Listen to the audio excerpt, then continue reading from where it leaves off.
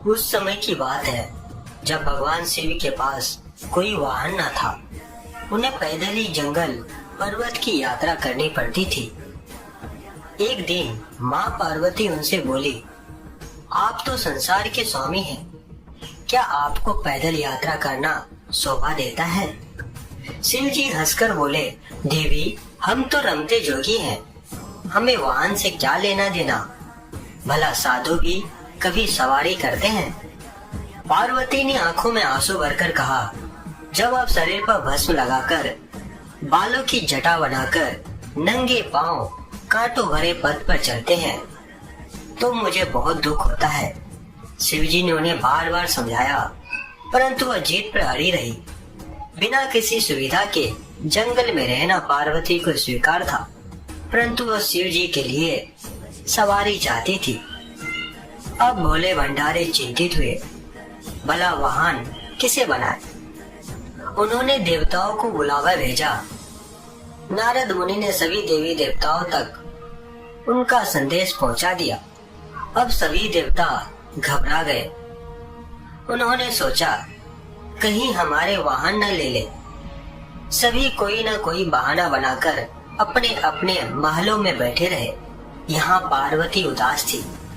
शिवजी ने देखा कि कोई देवता नहीं पहुंचा है। उन्होंने एक हुंकार लगाई तो जंगल के सभी जंगली जानवर आ पहुंचे। शिवजी ने उनसे कहा, तुम्हारी माँ पार्वती चाहती है कि मेरे पास कोई वाहन होना चाहिए। बोलो, कौन बनेगा मेरा वाहन? सभी जानवर खुशी से झूम उठे। फिर एक छोटा सा खरगोश आगे बढ़ा। उसने कहा, भगवान, मुझे अपना वाहन बना ले, मैं बहुत मुलायम हूँ। इसे देख सभी जानवर हंस पड़े। फिर शेर गरज कर बोला, मूर्ख खरगोश, मेरे होते तेरी जुर्रत कैसे हुई सामने आकर बोलने की? फिर बेचारा खरगोश चुपचाप कोने में बैठकर गाजर खाने लगा। फिर शेर हाथ जोड़कर बोला, प्रभु, मैं जंगल का राजा हूँ, शक्ति में मेरा कोई सामना नहीं कर सकता, मुझे अपनी सवारी बना ले। उसकी बात समाप्त होने से पहले हाथी बीच में बोल पड़ा। हाथी बोला, मेरे अलावा और कोई इस काम के लिए ठीक नहीं है प्रभु। मैं गर्मी के मौसम में अपनी सूंड में पानी भरकर महादेव को नहलाऊंगा। फिर क्या जंगली सुअर भी किसी से कम था? वह भी अपनी थुथुन हिलाते हुए कहने लगा, शिवजी, मुझे सवारी बना लो, मैं साफ सुथरे रहने की कोशिश करूंगा। कहकर वो अपने शरीर की कीचड़ चाटने लगा। फिर कस्तूरी हिरण ने नाक पर हाथ रखकर कहा, छी, कितनी बदबू आ रही है, चल भाग यहाँ से। मेरी पीठ पर तो शिवजी सवारी करेंगे। इसी तरह सभी जानवर अपना अपना दावा जताने लगे।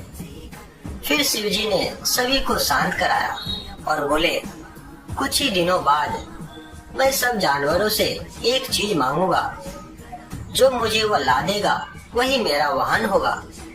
नंदी बैल भी वहीं खड़ा था। उस दिन के बाद से वह छिप छिप कर शिव पार्वती की बातें सुनने लगा। घंटों भूख प्यास की परवाह किए बिना वह छिपा रहता था। एक दिन उसे पता चल गया कि शिवजी बरसात के मौसम में सूखी लकड़ियों की मांग करेंगे, तो उसने पहले ही सारी तैयारी कर ली। फिर कुछ दिनों बाद बरसात का मौसम आया। सारा जंगल पानी से भर गया था। ऐसे में शिवजी ने सूखी लकड़ियों की मांग की तो सभी जानवर एक दूसरे का मुंह ताकने लगे। फिर नंदी बैल गया और बहुत सी लकड़ियों के गट्ठर ले आया। फिर भगवान शिव यह देखकर बहुत ही खुश हुए।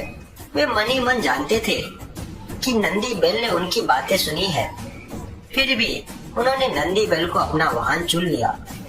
इस प्रकार नंदी बैल भगवान शिव के सवारी बने। फिर सारे जानवर उनकी और माँ पार्वती की जय जयकार करते लौट गए।